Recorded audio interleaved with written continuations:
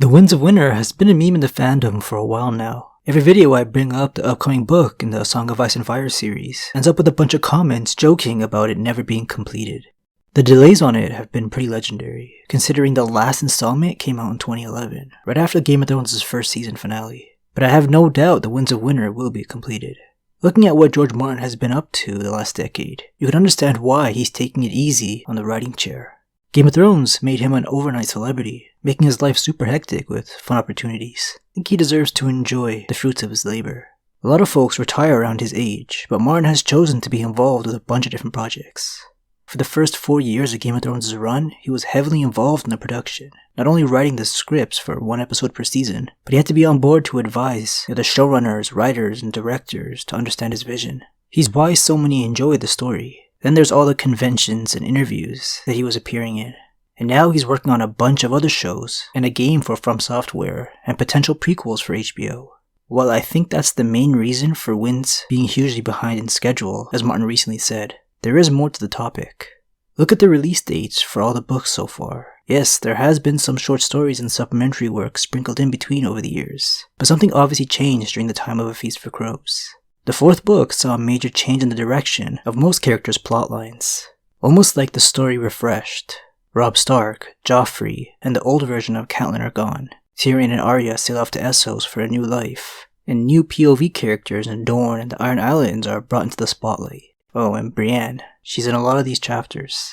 Martin's ambition bit him in the ass cause A Feast for Crows became too big to publish.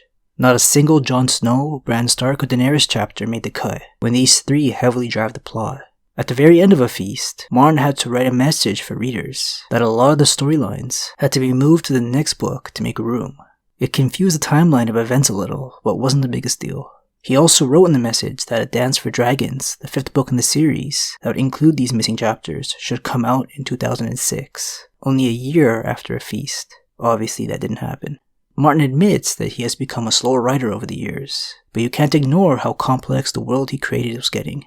So many cool concepts were previously introduced, now tying them in with a clear end goal is a much harder task. Martin only ever planned for A Song of Ice and Fire to be a trilogy, with the title, The Winds of Winter, being the last installment. But now Martin is saying Winds will be his biggest book ever, and it still won't complete the story. Another book called A Dream of Spring is still part of his plan to put an end to it all. I guess you can't write a series this detailed and immersive without being ambitious. I don't think we're anywhere near a release date for The Winds of Winter, judging by all the recent blog posts Martin makes on his website.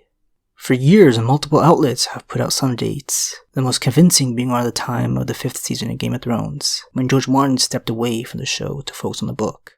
But unless the publisher or Martin himself puts out a date, just know you're being clickbaited.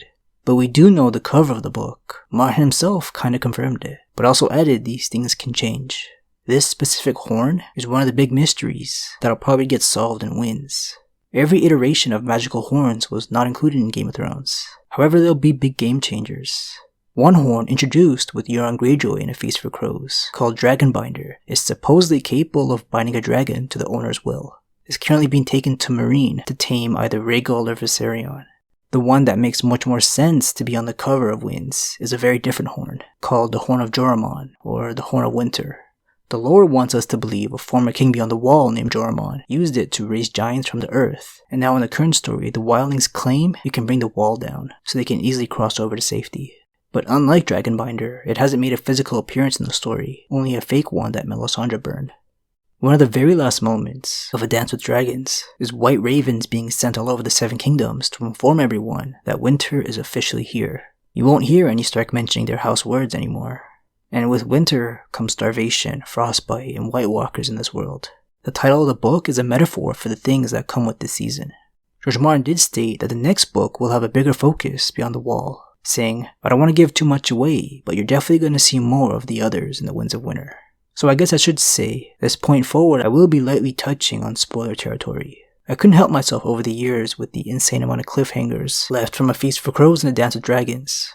I don't know any other instance where an author has done this, but sample chapters were thrown at us to make the wait a bit more bearable. 11 sample chapters have been put out over the years. It sounds like a lot, and it is, but it honestly doesn't progress the story that much. A chapter called The Forsaken had a big revelation and was a hell of a read, but they all only moved things forward slightly. Martin says that there were a lot of cliffhangers at the end of A Dance with Dragons. Those will be resolved early, with the 2 big battles that I was building up to. The battle on the ice, and the battle at Marine, the battle at Slaver's Bay, and then take it from there. The sample chapters touch on the battle at Marine, with Dany still lost to them, from the point of views of Tyrion, Victarion, and Barristan. The battle on the ice is a conflict between the Boltons and Stannis Baratheon, so nothing here truly addresses the biggest cliffhangers. Brienne, under the instructions of zombie Catelyn Stark, has met up with Jaime Lannister. Cersei and Margaery are facing serious trials.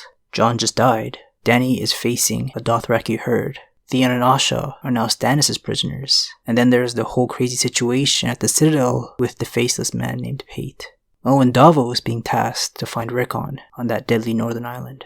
There's some smaller cliffhangers, and I'm sure I missed a few bigger ones, but you gotta be out of your mind if you think a writer with this kind of repute would just call it quits.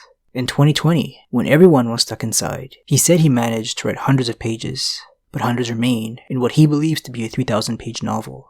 His last blog post update on the book, last month, he wrote, "I've been writing Winds of Winter, editing 3 new wildcard books, sitting down with some amazing screenwriters and showrunners to create 317 new Game of Thrones successor shows for HBO and HBO Max, and serving as executive producer on various other television and film projects in various stages of development, including Dark Winds for AMC, Joker Town for Peacock, Roadmarks, and Who Fears Death for HBO.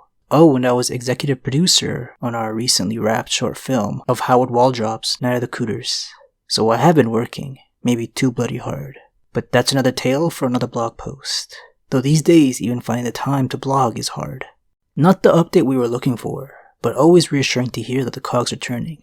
The last thing I wanted to bring up was something very interesting Martin dropped at a Comic-Con years ago, about a certain book-only character. Jane Westerling will apparently be a part of the prologue chapter for Winds. She's the noble girl from the Westerlands who marries Robb Stark after she cared for his injuries. That Talisa character from Volantis in Game of Thrones was just made up for the show. Prologues in this series are these one-off POV chapters that usually don't end well for the character in focus. The whole Night's Watch encountering the White Walkers in the first scene of Game of Thrones was a prologue chapter for context. This doesn't necessarily mean it'll be in the perspective of Jane. It could be an entirely new character. But why I'm so pumped for these early pages is because it's a fear among the Stark's enemies that Jane Westerling may be pregnant with a king's heir. She is still fiercely loyal to Robb despite her parents being bannermen to the Lannisters. Jane's mother tries to convince Jaime that Robb couldn't have impregnated her because of potions she snuck in preventing that from ever happening.